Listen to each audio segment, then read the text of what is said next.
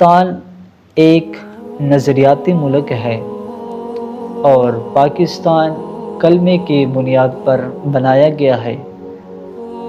پاکستان کے اندر آپ جتنا دوڑ سکتے ہیں آپ اس کے اندر دوڑ لیں، جتنی آپ اس کے اندر کامیابی کر سکتے ہیں، مال جمع کر سکتے ہیں، اس کے اندر مال جمع کر لیں، اس وقت تک آپ کو یہاں پر سکون نہیں مل سکتا جب تک کہ اس کے اندر کلمے کا نظام نہیں آئے گا۔ پاکستان اور انڈیا یہ جب الگ ہوئے تو اس وجہ سے یہ الگ نہیں ہوئے کہ یہاں پاکستان میں معاشی حالات ٹھیک ہوں گے۔ اب بھی معاشی حالات جو انڈیا کے ہیں وہ پاکستان سے بہتر ہیں۔ یہاں اور یعنی فحاشی بے حیائی کے لیے پاکستان نہیں بنا، یہ تو وہاں ہو رہی ہے۔ پاکستان اس بنیاد پر بنا ہے کہ یہاں پر اگر غریب کے بچے کو سزا ہو سکتی ہے تو امیر کے بچے کو بھی سزا ہوگی۔ یہاں پر اگر امیر کے بچے کو کالج کے اندر داخلہ مل سکتا ہے تو غریب کے بچے کو بھی کالج کے اندر داخلہ ملے۔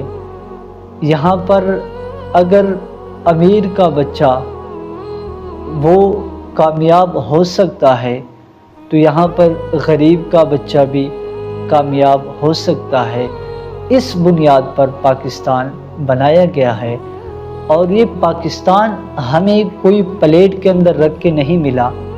اس پاکستان کے لیے 40,000 سے زائد نوجوان بچوں اور بچیوں نے قربانیاں دی ہیں، اور ہم آج کل بہت آرام سے اسٹیٹس لگا دیتے ہیں کہ قائد اعظم نے 14 اگست کی صبح کو ٹرین سے اترے اور وہ پاکستان پہنچے۔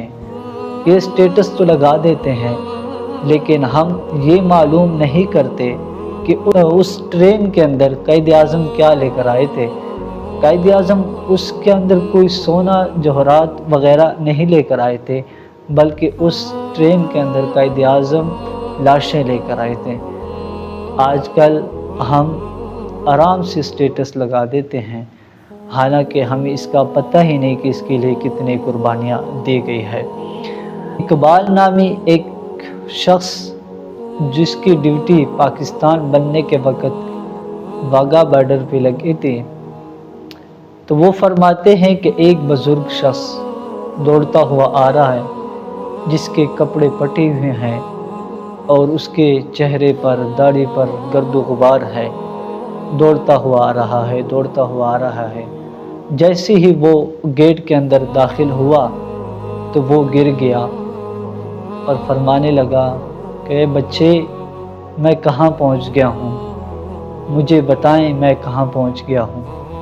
مسٹر اقبال کہتے ہیں کہ میں نے ان کو اٹھایا، ان کو پانی میں نے پلایا اور ان کی داڑھی میں نے صاف کی ہے، اور میں نے کہا کہ آپ پاکستان کے اندر داخل ہو گئے ہیں۔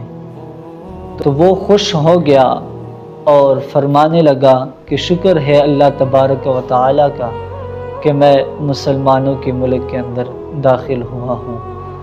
تو اس طریقے سے یہ پاکستان بنا ہے، نہ کہ یہ شراب کے لیے، جوے کے لیے اور یعنی فحاشی بے حیائی کے لیے، ان کاموں کے لیے پاکستان نہیں بنا۔